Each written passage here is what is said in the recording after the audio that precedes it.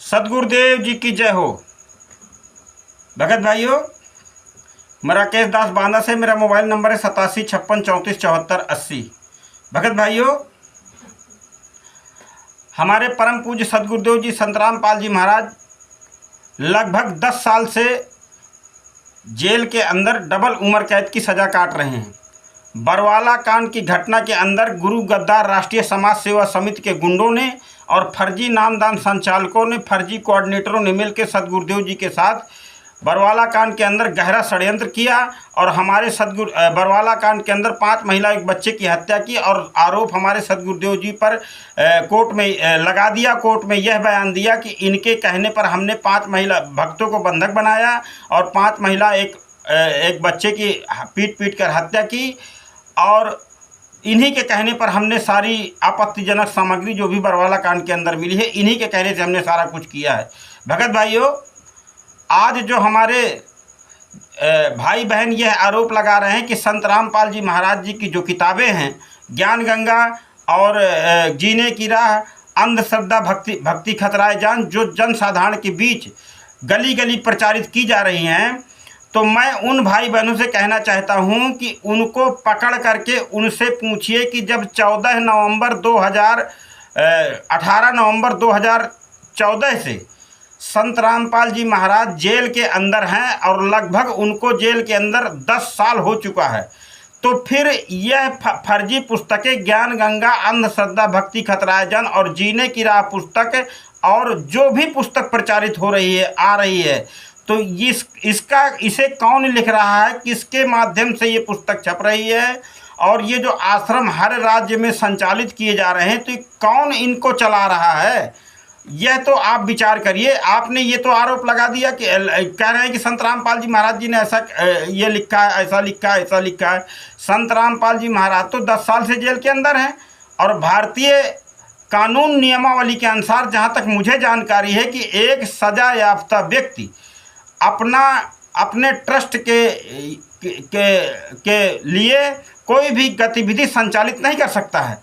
तो फिर कहाँ से ये आश्रम हर राज्य में हर आश्रम उनके नाम से चलाया जा रहा है और धड़ल्ले से उनके नाम से ठगी की जा रही है। धड़ल्ले से संत रामपाल जी महाराज जी के जो मूर्ख शिष्य हैं, जो शिष्य अपने आप को कहते हैं लेकिन वो मूर्ख हैं, उन्होंने संत रामपाल जी महाराज जी के जो ज्ञान को है उसको रत्ती भर नहीं समझा है। अगर रत्ती भर समझा होता तो हमारे सदगुरुदेव जी का राजनीति से कोई लेना देना दूर दूर तक भी नहीं रहा। उन्होंने कहा है कि हम सभी का कानून का भी सम्मान करते हैं, सभी का हम सम्मान करते हैं। हमारे सदगुरुदेव जी ने हमें शिक्षा दी है कि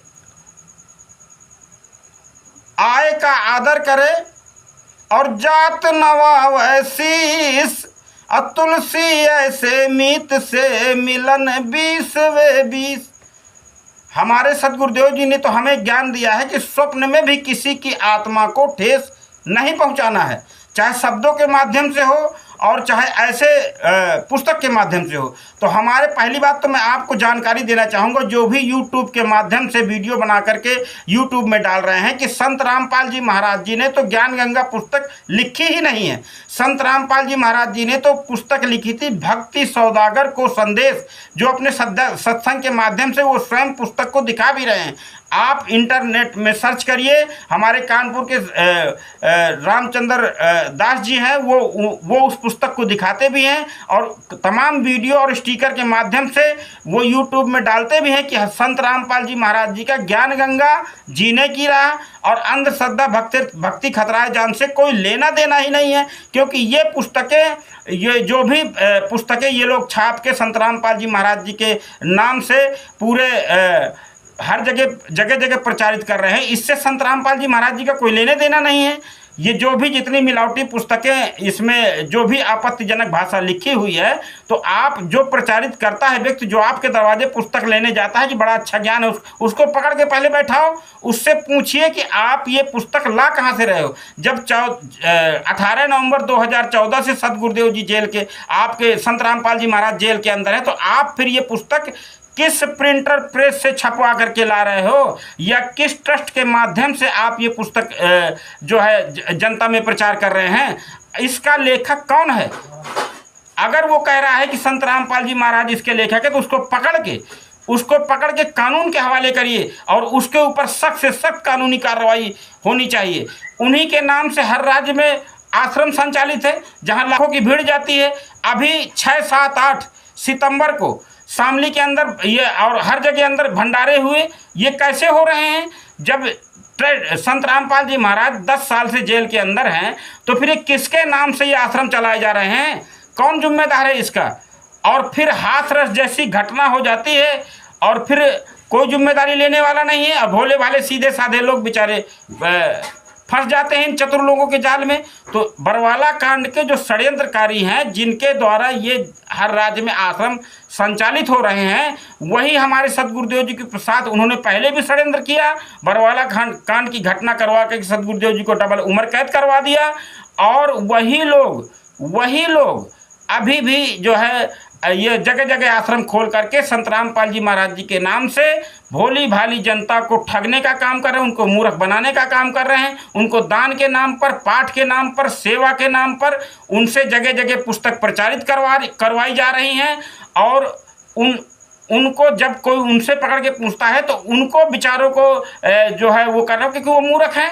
वो तो सेवा के नाम पर चले जाते हैं, विचार ही नहीं करते कि हमारे सदगुरुदेव जी ने ज्ञान क्या दिया था। हमारे सदगुरुदेव जी ने तो उंगली रख रख के ज्ञान बताया था। जो भी बात कही है उसके प्रमाण साथ में दिए हैं। बिना अप्रमाणित बात हमारे सदगुरुदेव जी ने की ही नहीं है। तो फिर इन पुस्तक और आश्रम के संचालनकर्ता से जो भी जिस भी राज्य में आश्रम संचालित है तो वहाँ के अधिकारी क्या कर रहे हैं? वहाँ के अधिकारी कैसे ऐसे फर्जी आश्रमों को चलने दे रहे हैं? क्या कानून की कोई जिम्मेदारी नहीं बनती कि जब संत रामपाल जी महाराज 10 साल से जेल के अंदर हैं तो फिर उनके नाम से ये फर्जीवाड़ा कौन लोग कर रहे हैं? उनकी जांच होनी चाहिए। ये 18 नवंबर 2014 के बाद जो हर राज्य में आश्रम संचालित हो रहे हैं इनकी जांच करें। और जो ये फर्जी पुस्तकों में दुनिया की अश्लील भाषा लिख करके संत रामपाल जी महाराज जी को बदनाम करना चाहते हैं, इनके खिलाफ सख्त से सख्त कानूनी कार्रवाई होनी चाहिए। और जो भी यूट्यूब के माध्यम से ये वीडियो डाल रहे हैं और इन पुस्तक पर जो है जो पुस्तक में जो लिखी है उनको पकड़ करके, जिनके द्वारा आपको पुस्तक मिली है उनको पकड़ के उनसे जवाब मांगिए कि आपको ये पुस्तक कहाँ से मिली है। उसको बुलाइए, छोड़िए मत, उसको बुलाइए। ये जहाँ से भी पुस्तक है उसके जड़ तक जाइए ताकि जन साधारण के भी सच्चाई जा सके। भगत भाइयों, इसीलिए हमारे सदगुरुदेव जी ने सत्संग के माध्यम से बताया था कि निरंजन धन तेरा दरबार, जहाँ पर तनिक न न्याय विचार, कि भाई पाखंडी की पूजा जग में संत को कहे लबाड़, पाखंडी की पूजा जग में संत को कहे लबाड़। अज्ञानी को परम विवेकी और ज्ञानी को मूढ़ गंवार, निरंजन धन तेरा दरबार, जहाँ पर तनिक न न्याय विचार। तो अब बताइए, विचार कीजिए। जगत के भाई बहनों से मेरा निवेदन है, विचार करिए। आज कोई बुद्धू नहीं है, इंटरनेट का ज़माना है, सैटेलाइट का युग, जरा से बच्चे एंड्रॉइड फ़ोन चला रहे हैं। 1 मिनट में सारा सर्च करके पूरा निचोड़ निकल आता है। तो जो भी हमारे भाई बहन ये संत रामपाल जी महाराज जी के पुस्तक जिनको मिल रही है आश्रम में ये चल रहे हैं, इनके खिलाफ जो भी ये पकड़े जाए पुस्तक वाले, इनसे पूछिए, ये जिम्मेदार हैं। इनसे पूछिए ना कि ये आश्रम, ये पुस्तकें आप लोग कहाँ से लाए हैं, आप लोगों को कौन ये सेवा करवा रहा है। उनको पकड़ के उनको कानून के हवाले कीजिए, क्योंकि संत रामपाल जी महाराज जी का तो इनसे दूर दूर तक कोई लेना देना नहीं है। और बरवाला कांड की सारी हकीकत को जानने के लिए ज्ञान अमृत एवं षड्यंत्र का विष नामक पुस्तक को मंगवाइए और उसका अध्ययन कीजिए। उसमें बहुत ही सरल भाषा में हमारे सदगुरुदेव जी के साथ बरवाला कांड की घटना का कोर्ट का जजमेंट, जो माननीय न्यायाधीश महोदय ने कोर्ट का जजमेंट जो फाइल है वो संलग्न है ज्ञान अमृत एवं षड्यंत्र का विष नामक पुस्तक में।